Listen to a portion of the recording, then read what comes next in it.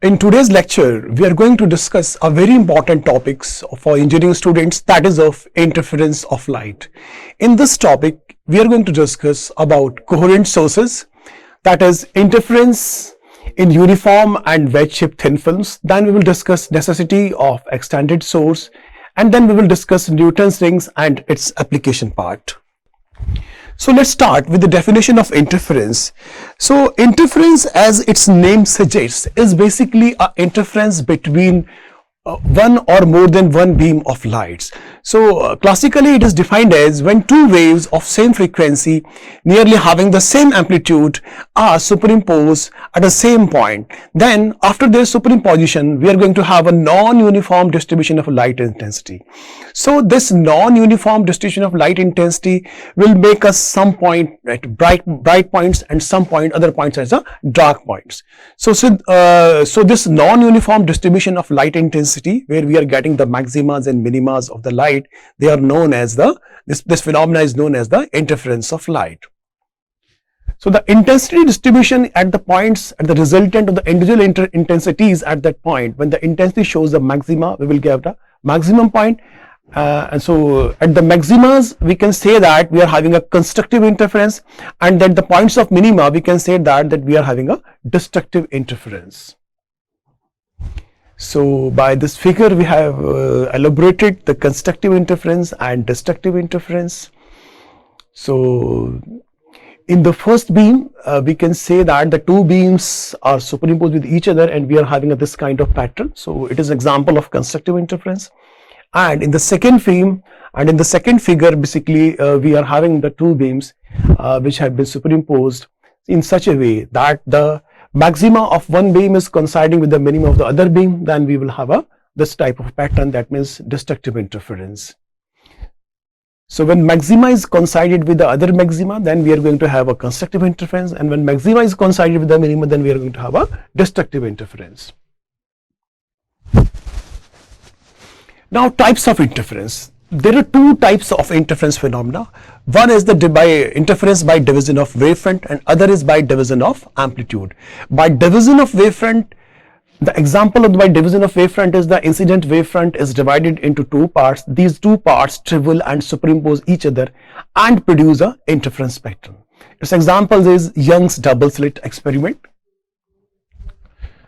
So this is the figure in which we are showing this Young's double slit experiment, and light is being produced by a source which is allowed to fall on the two parallel slits, and then light beams will originate from these two parallel slits. So light beams which will originate from these two parallel slits, they can be assumed to be coming from two coherent sources. So when they will superimpose with each other, they are going to produce a phenomena of interference which will be visible on finally on the screen.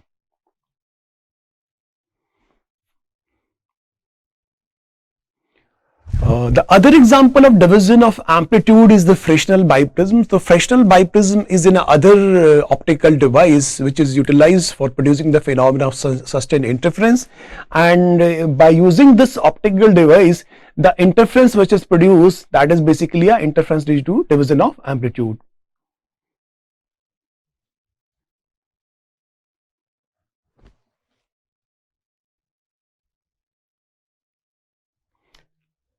Apart from this Fresnel biprism, other very important experiment which is known as Newton's ring experiment, that is also a live example of interference due to division of amplitude.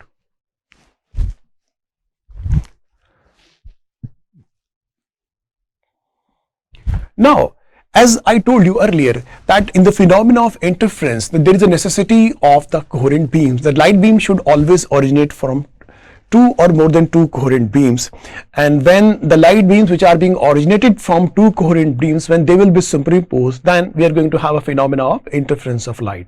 So we have to consider this thing very importantly, that there is a necessity of the coherent sources in the phenomena of interference. So the two sources are said to be coherent if they emit light waves of same frequency, nearly the same amplitude and the constant phase difference. For the interference process, the coherent sources are essential. Practically, it is not possible to two independent sources to act as a coherent sources, because the light beams which are coming out of these sources may have the change in the phase which are not constant, so their phase is constantly changing. So the two independent sources cannot act as a coherent source. So we have to make the two coherent sources by some physical arrangement as a coherent source. So laser is an example of the coherent source of light.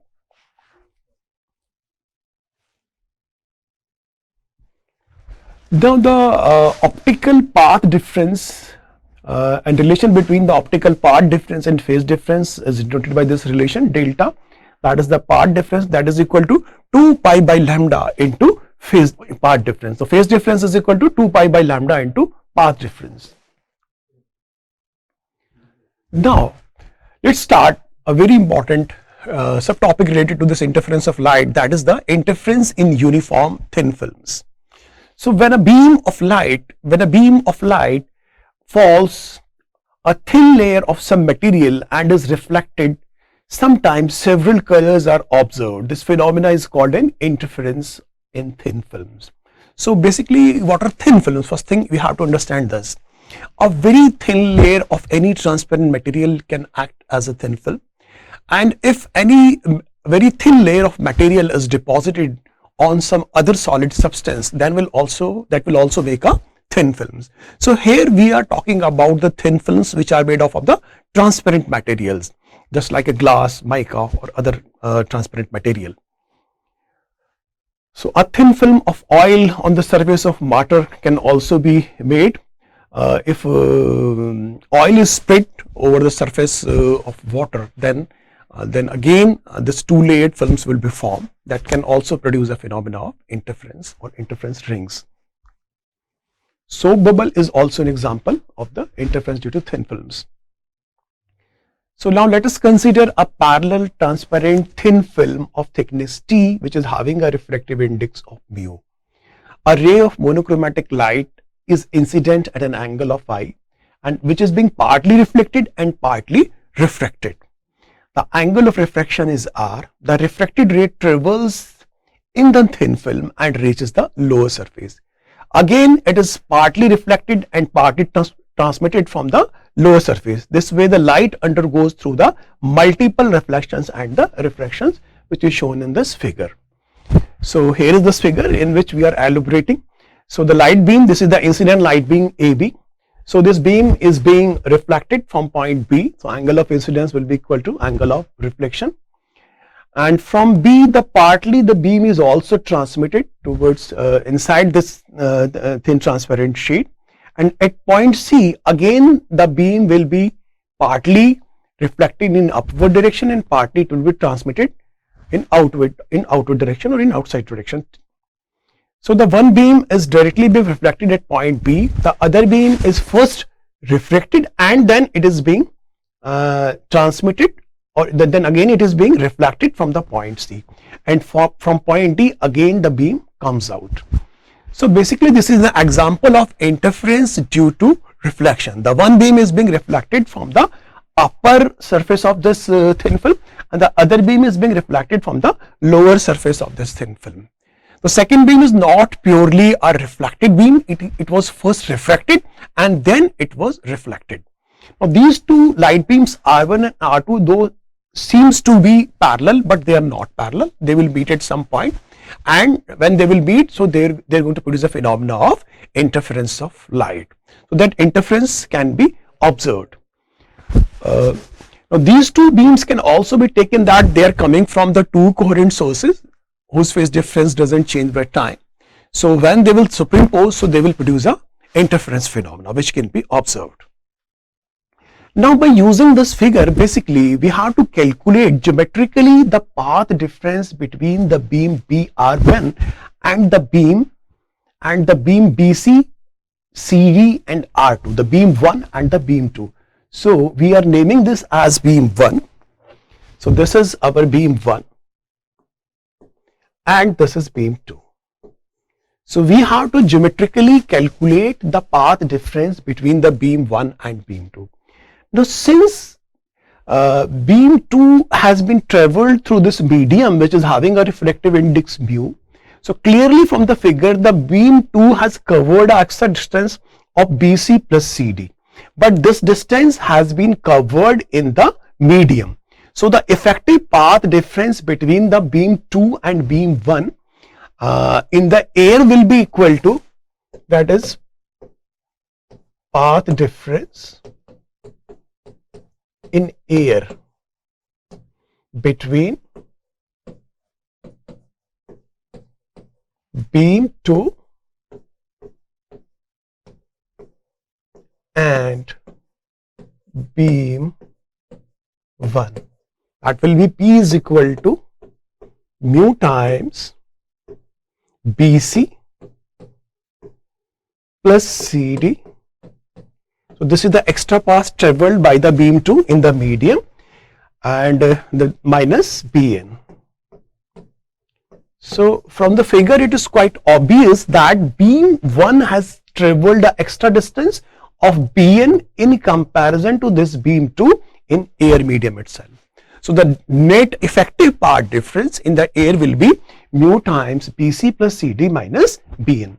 So we have to geometrically and trigonometrically calculate this value of mu BC plus CD minus Bn by using this figure.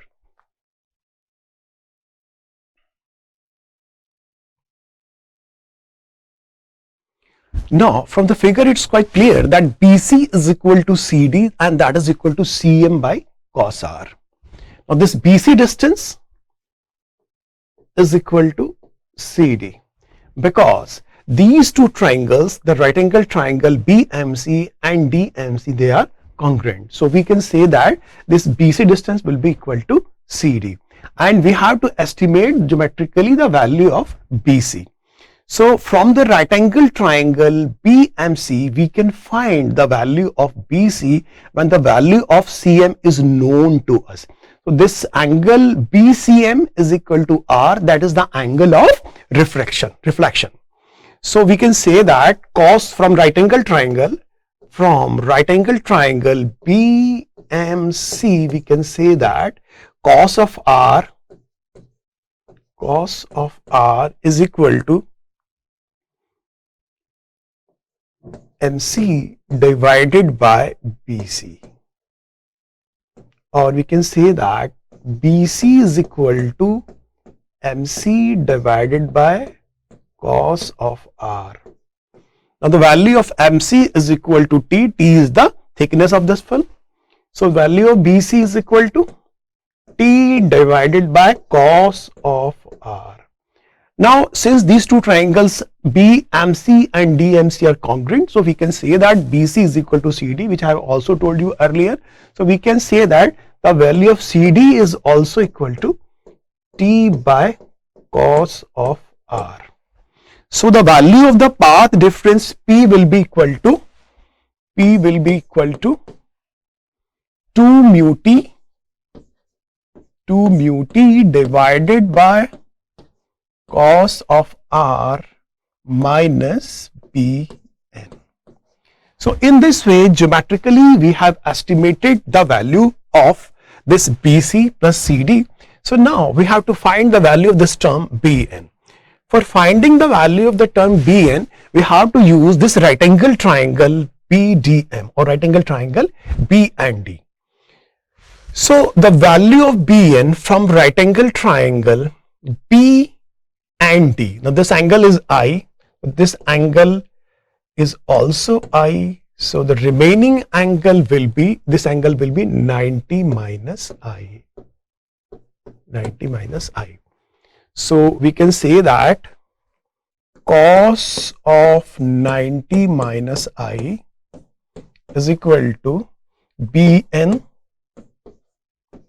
upon BD. Bn upon BD, or Bn is equal to BD. Cos 90 minus I is equal to sine of I. So in this way we have changed the value of Bn in the terms of BD. Now just few moments ago I told you that the triangles BMC and DMC are congruent, so we can say that this BM is also equal to MD, or we can say that this BD is equal to twice of BM. BD is equal to twice of BM. So we can say that BD is equal to twice of BM into sine of I. That is the value of BN. Now, from the right angle triangle BMC, we can easily find the value of BM in terms of this thickness of the film. So we can say that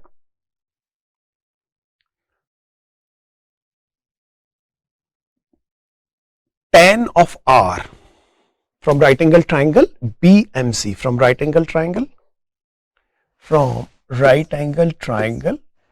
BMC, we can say that tan of R is equal to BM divided by MC.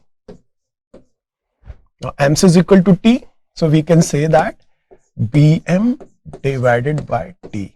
So BM is equal to T into tan of R. So this is BM, yeah, MB. You can also say MB. So MB or BM is equal to T of tan of R. So BN will be equal to, BN is equal to twice, MB or BM is equal to T tan R. So this will become 2.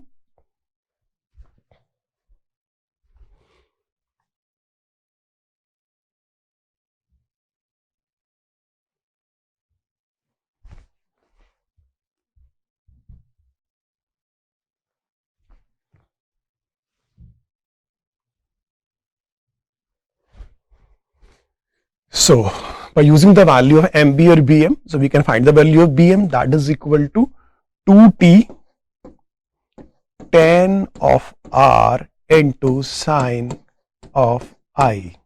So that is equal to 2T sine of R divided by cos of R into sine of I. Now according to Snell's law, all of us know that sine I upon sine R, that is equal to mu, and that is the refractive index of this thin film, the material of the thin film. So the value of BN will be 2 mu T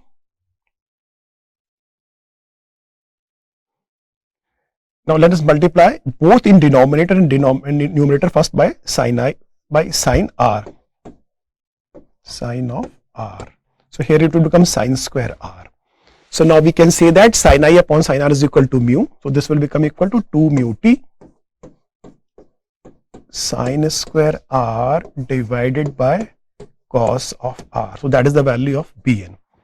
Now we can substitute this value of Bn here in this first equation, where we have already find out the value of BC plus CD. The value of BC plus CD was T upon cos R. So here we can show that this value we have already estimated, that was the value of BC plus CD. Now this value of Bn, the value of Bn is equal to, the value of Bn is equal to 2 mu T sine square bar upon cos R. So we can say that the value of P is equal to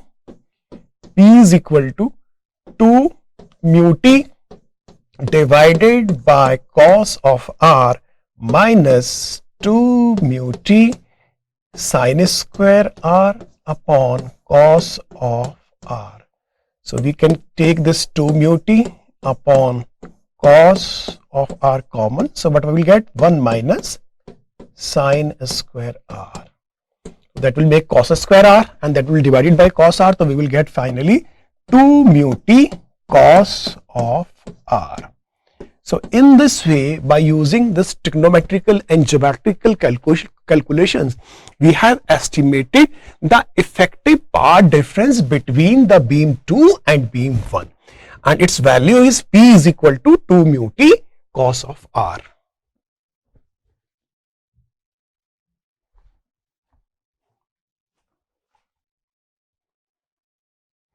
So this calculation has been shown here, which I just explained. Now, conditions for maxima and minima. the geometrical path difference we have estimated, and that is equal to 2 mu t cos of r.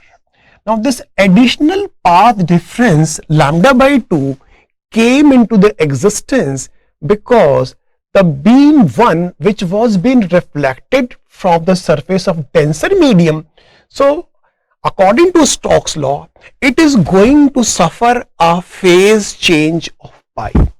So when a phase change of pi will occur for the beam 1, which has been reflected from the surface of a denser medium, so beam 1 will get an additional path difference of lambda by 2, because all of us know that the phase difference phi, delta phi, is equal to 2 pi by lambda into path difference. This is the relation which I told you earlier also. So when the phase difference is equal to pi, so that will make 2 pi by lambda into path difference. So pi will get cancelled and we will get the value of path difference, that is equal to lambda by 2. So since the beam 1 has been reflected from a surface of denser medium, so it will undergo, or it will cover an additional path of lambda by 2. So the exact path difference, the total path difference between beam 2 and beam 1 will be the 2 mu t cos r, which we have just calculated. That was the 2 mu t cos r. This is the geometrical path, and plus this lambda by 2 path. Why this path came into existence? Because the beam 1 has been reflected from a surface of denser medium. So the total path difference will be, P will be 2 mu t cos of r plus lambda by 2. Okay.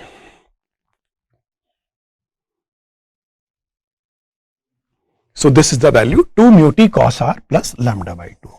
Now we can apply this total path difference for the conditions of maxima and minima.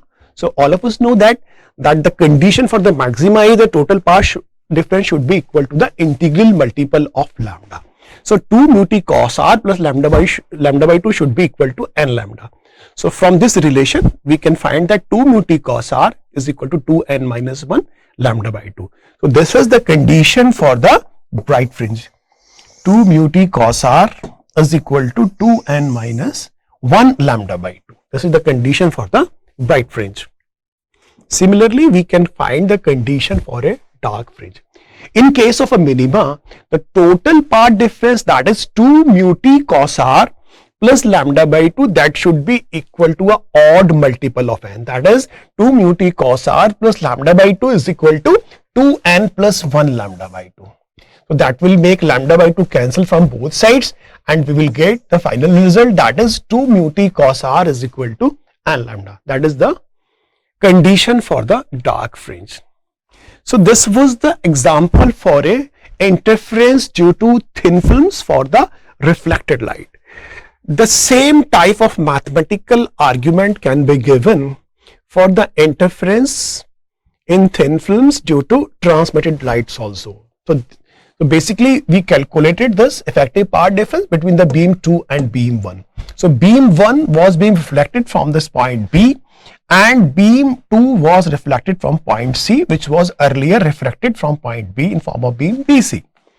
Now from point C, I told you the beam was also partly transmitted in outside direction in the form of the beam CT1.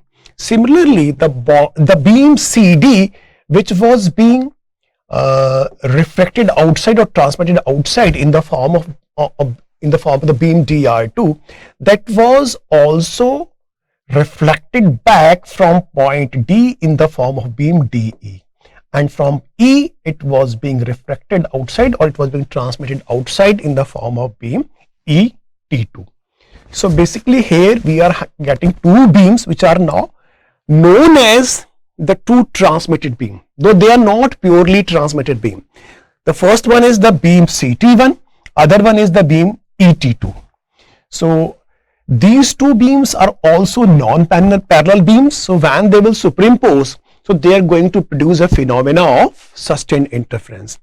And by using the same kind of mathematical calculations, we can show that the geometrical part difference between these two beams, that should be also equal to P is equal to 2 mu T cos R.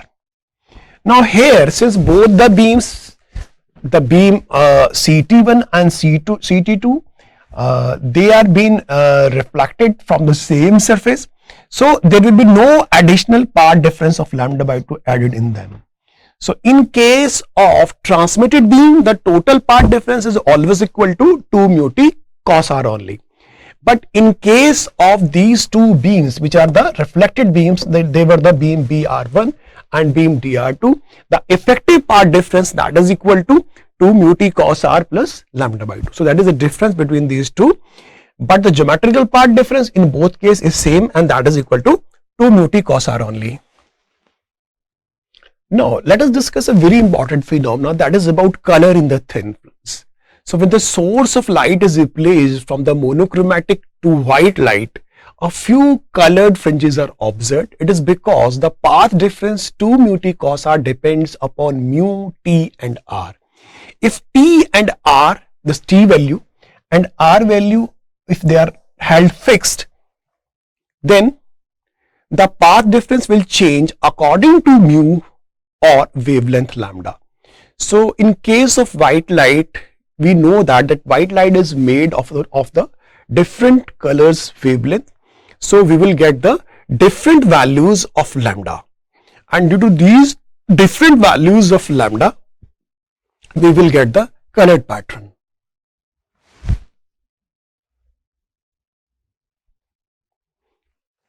Other important requirement in case of these Newton's ring arrangement or interference in thin film is necessity of extended source. So these phenomena cannot be observed by using the point source. So basically we have to use here the extended sources of light. So where a point source of light is used to study thin films, only a small part of the thin film can be viewed properly. If an extended source is used, more rays are falling on the entire film, reflected from the different parts of the film, fall on the eye, hence the entire film can be viewed at the same time. So this is very, this thing has been made clear from this coming slide. So in this slide we can show that. So in this first figure, basically we are using here a point light source. So light is being coming from the point source, these three incident beams we have shown, and when they are reaching a thin films, they have been reflected from the upper and the lower parts of this thin film. This is the upper part and this is the lower part, so these two beams. And for the second beam, the reflection is being taken place from this upper part and again from the lower part, and same from the third beam. So what basically we are observing, that the reflected light beams are being dispersed to a larger area in this way, and our viewer who is seeing this pattern, his eyes are focused on in a very small area. So due to this, a very small portion of the interference films will be observed to a observer. So due to this pattern, this point source, due to this kind of pattern, this point source is never used in the interference of thin films. So in fact, basically we use this kind of a extended light source. Extended means a very big light source, a rod type of a source is used. So here we are seeing that the light beam which is coming from S1, that has been reflected in the form of these two beams, beam 1 and beam 2. And the beam which is coming from S2, that has been reflected in the form of the beam 3 and beam 4. This is beam 3 and this is beam 4. Okay. So this now these two beams which are been reflected in the form of 2 and 3, beam 1 and 2 and 3 and 4, they are superimposing and they are finally entering in a very narrow region where our eye is situated. So our eye will be able to see the entire fringe pattern very easily. So that's why this extended light source is preferred in case of Newton's rings arrangement or in case of interference due to thin films.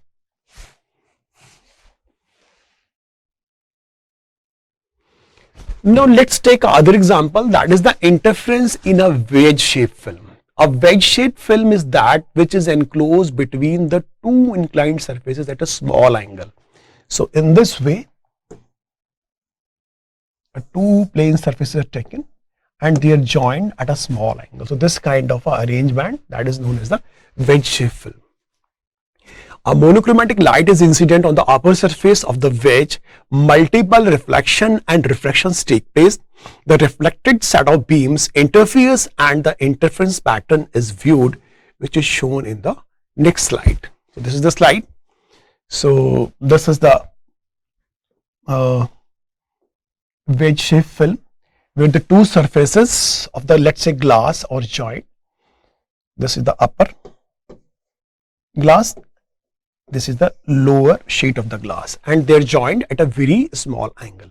Now between these two glass sheets, a air wedge or air film be formed. This is the air film.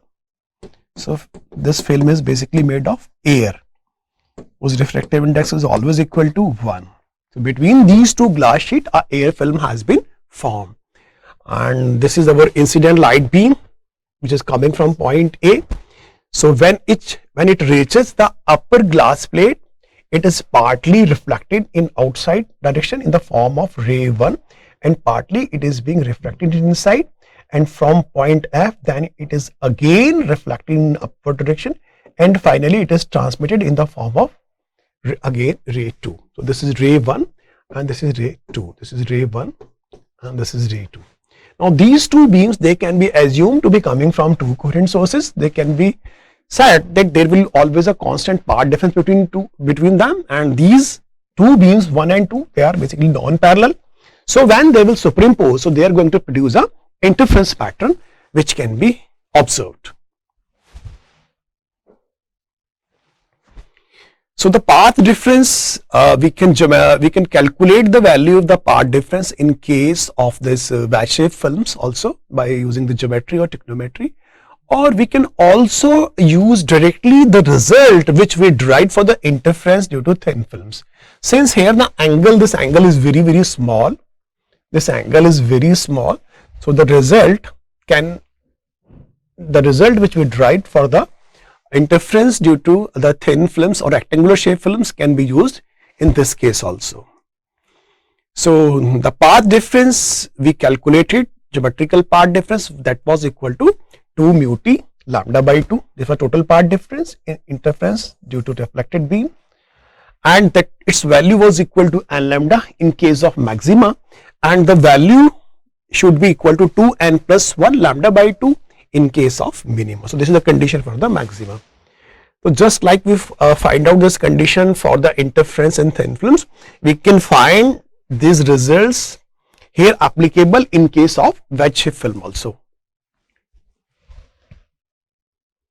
So this is the condition for the minima, that is 2 mu t plus lambda by 2, that is equal to 2n plus 1 lambda by 2, or 2 mu t is equal to n lambda. Now by using this result, we can find the expression for the fringe width in case of wedge-shaped film, and that calculation has been shown here. So for finding this value, let's make this figure.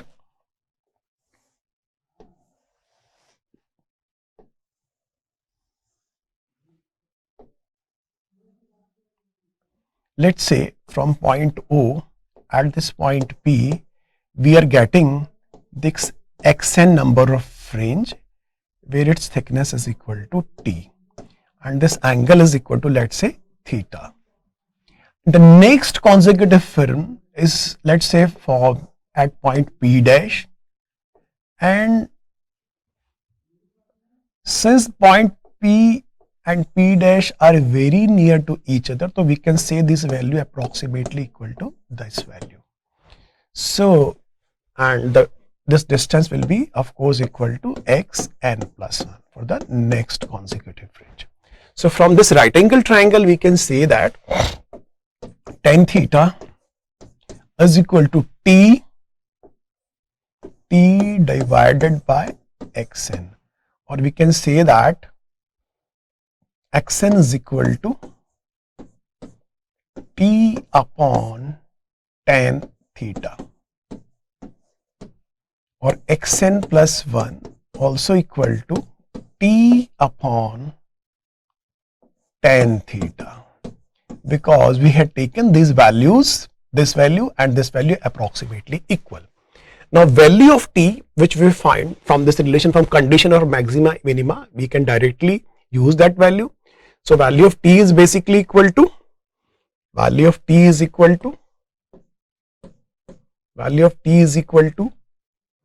n lambda divided by 2 mu. So we can find here the value of xn.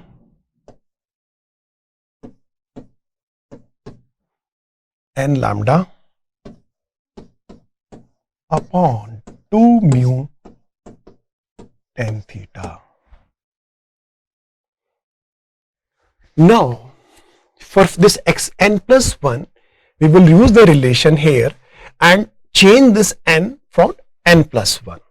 So value of xn plus 1 will be equal to xn plus 1 n plus 1 into lambda upon 2 mu tan theta. So when this theta is very small,